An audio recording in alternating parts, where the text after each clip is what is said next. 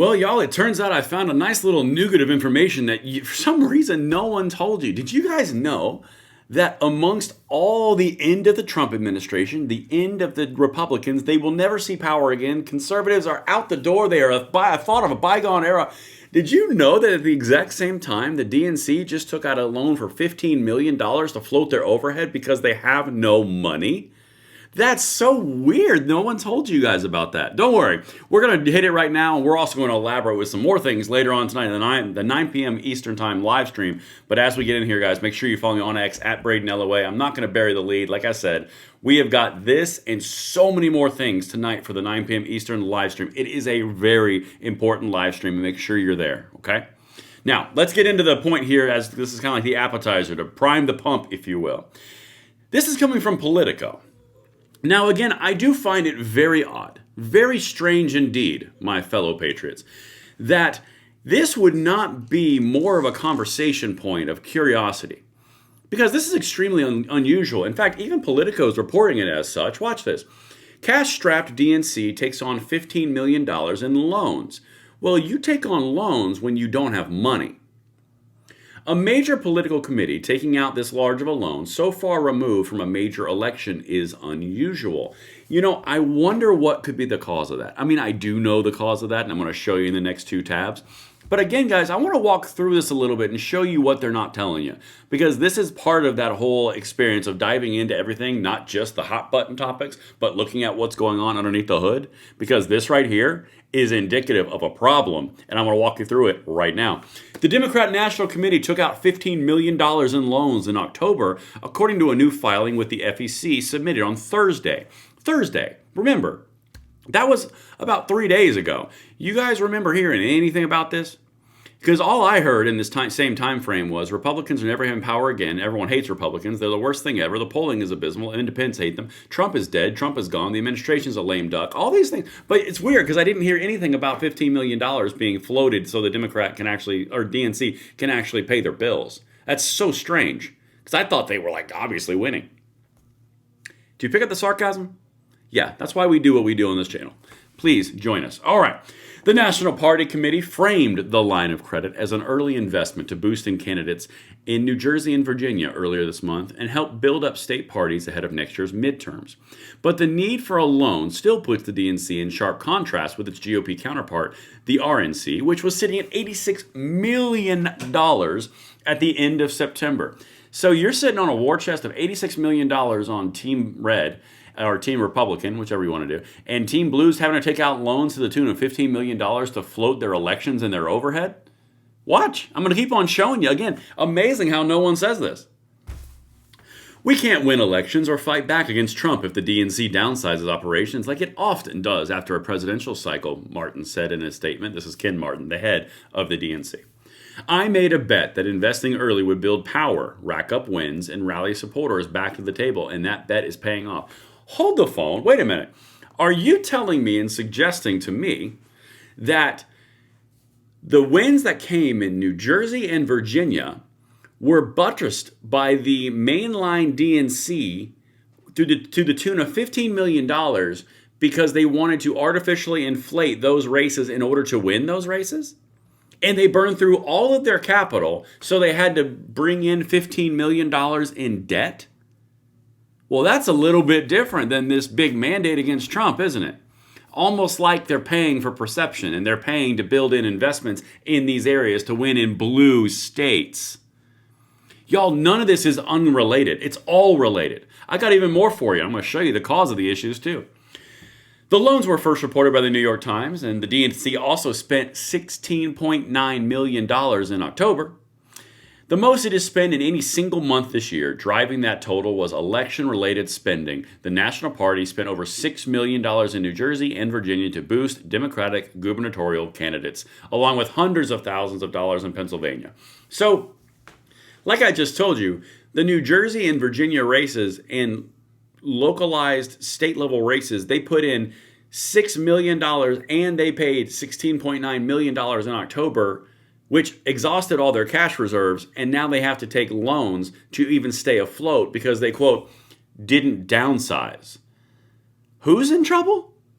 again, like, I'm all for like fairness in the reporting and all that, but like, can we at least be consistent? Because this kind of points to something a lot bigger than just everyone hates Trump. Because I'm gonna be honest with you, things fluctuate all the time in perception. They don't fluctuate in accounting. Just saying. The National Party Committee also continues to spend or send roughly $1 million each month to state party committees and has a larger staff than it did at this time in 2017. It reported $18.3 million cash on hand at the end of October. So they genuinely ripped through $16.9 million, which is exactly half of their cash. They have a larger staff than it did in 2017. They are they are funding races in Virginia and New Jersey, which are blue states, to buttress wins to get the perception up that Democrats are going to have a big blue wave in 2026. And now they're taking out loans to do the same thing. Isn't that interesting how no one tells you this except they just float little articles out on Politico? It's not all over CNN. It's not all over MSNBC. No mainline Republicans or conservative accounts are hitting this. Isn't that weird how that just seems to kind of float under the radar? I don't know. And by the way, we've got so much coming up later tonight in our live stream. Like this little nougat. Where'd it go? Oh, where'd it go?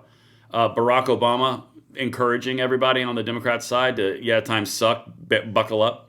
I mean, y'all, like, we're writing a pretty interesting little autobiography here, and it's not looking good for Team Blue. But let's keep on going, because I got to show you this stuff. This stuff is essential to bring to your attention. But the National Party has faced slower fundraising this year, as many major donors have stayed on the sidelines among the DNC's rebuilding efforts.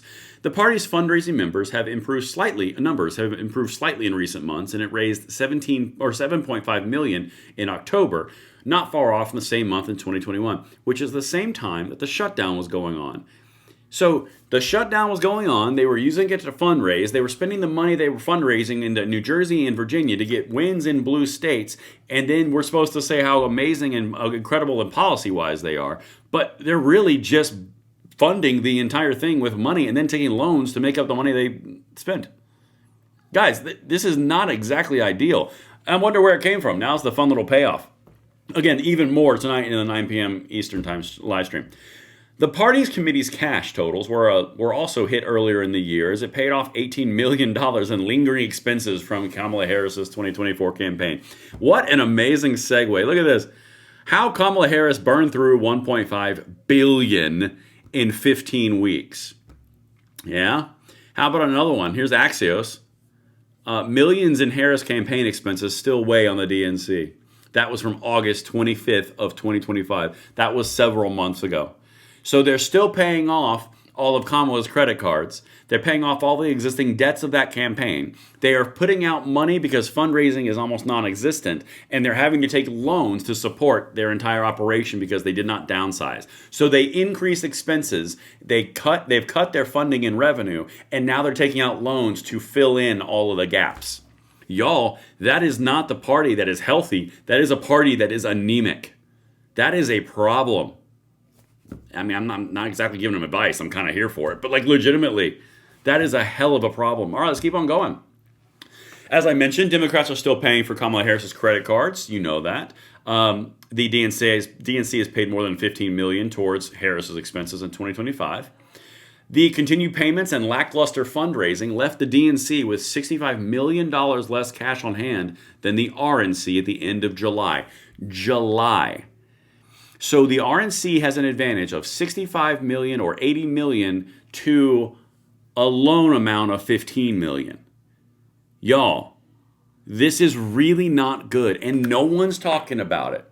Because it's weird, because I thought, Trump was the devil. Anyway, let's keep on going. Some donors and senior Democrats are angry that the Harris campaign spent an unprecedented $1.5 billion during her 15-week run and still lost all 7 swing states. Some donors have grown reluctant to give the DNC more money, even as the party is trying to pivot to the 2026 midterms. That is exactly what they are trying to do. That's the point.